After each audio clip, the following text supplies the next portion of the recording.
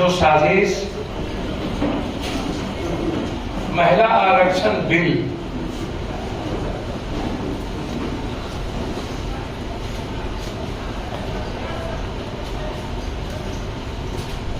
जो आनन फानन में उन्होंने पोल खोला उनका, अब उससे बचने के लिए उन्होंने एक नई साजिश शुरू की। पहले तो अत्यंत पिछड़े ST SC OBC के आरक्षण पर उनकी भूमिका गलत रही, फिर विशेष सत्र उनका बुलाना ही गलत था। बिना जाति जनगणना के और परिसीमन के उनको महिला आरक्षण बिल पेश करना ही नहीं चाहिए था। और यदि उन्होंने महिला आरक्षण बिल पेश किया तो उनको 2024 के सत्र से ही शुरू करनी चाहिए।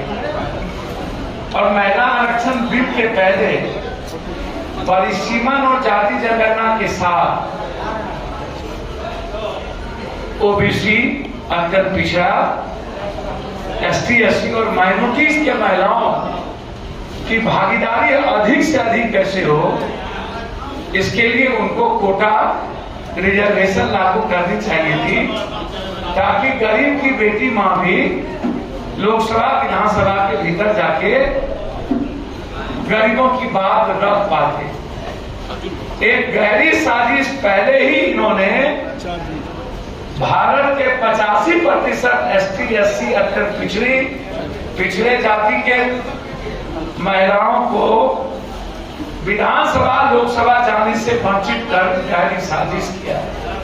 और उसके बाद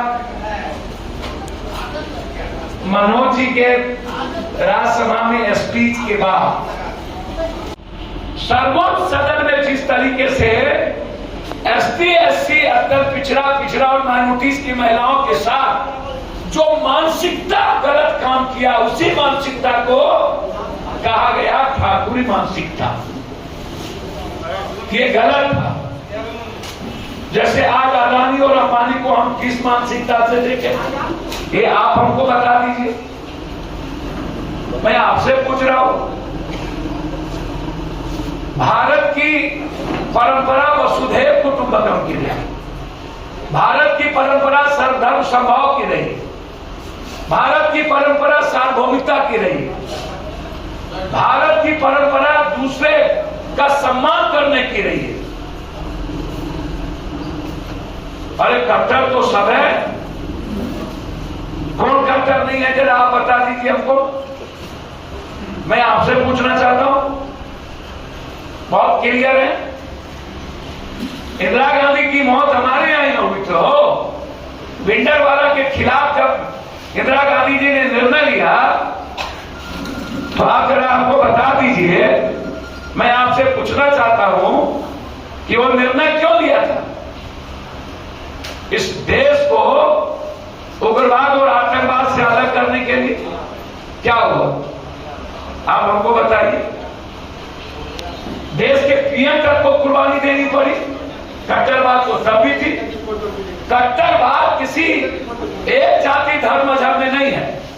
और मेरी जाति सर्वोपरि, किसी छोटा है। मैं मानता हूं भारत के सभी जाति का अपना इतिहास है। दलितों का तो और बड़ा इतिहास है।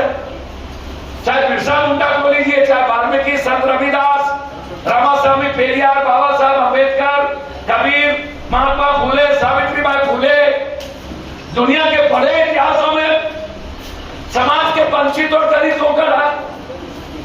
उसी तरह यदि रामायण है तो केवट का इतिहास है। उसी तरह यदि महाभारत है दुनिया में तो यदु का भी इतिहास है, राजपूत समाज का भी इतिहास है, रामायण है तो उसका भी इतिहास है। आप दुनिया विष्णु को लीजिए, आपको पता चल जाएगा हर जाति धर्म का। तो इतिहास सभी जाति का है, हर जाति का सम्मान करना चाहिए। कोई बड़ा या कोई छोटा नहीं होता। और जिस संदर्भ में ये बात आई वो है अपने भीतर के रावण, यजीद, कंस के अहंकार को खत्म करने का, अहंकार की प्रवृत्ति को मिटा देने का लगातार सामने आ रही है। एक बात आ रही है जो बिजली का मुद्दा है, जो लगातार शोषण बनता जा रहा है बड़ा गलत तरीके से।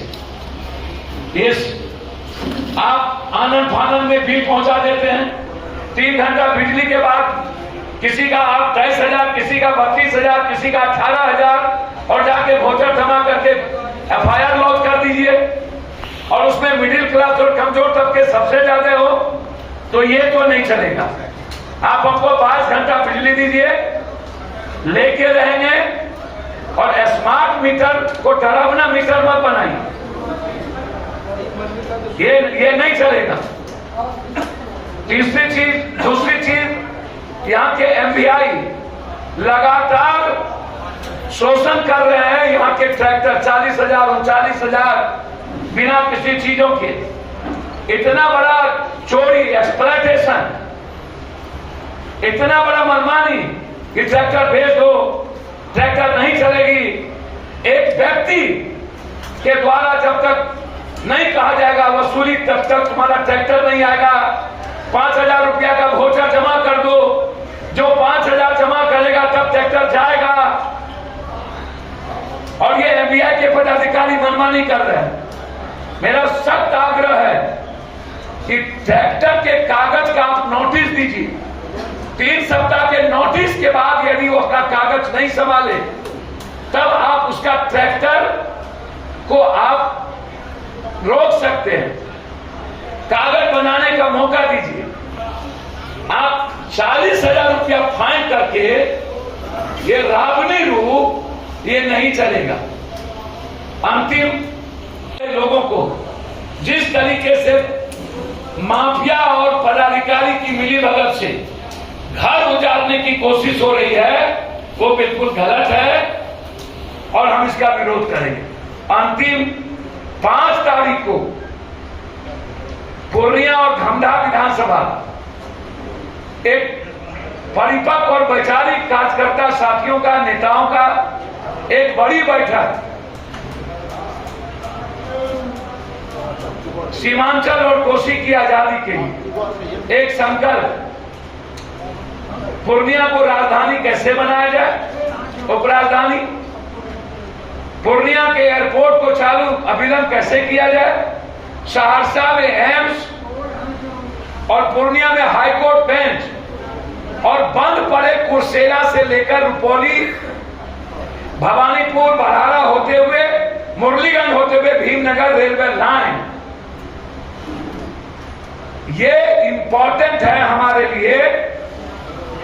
और बाढ़ से मुक्ति, इसके लिए 4 विधानसभा की बैठक हो चुकी है। अब अंतिम विधानसभा के रूप में 5 तारीख की बैठक पूर्णिया की आजादी को लेकर के है और उसमें हम अपने अधिकार के लिए यहां पर जमा होंगे और करों मरों के साथ संकल्प के लिए हम लोग आगे बढ़ेंगे। धन्यवाद।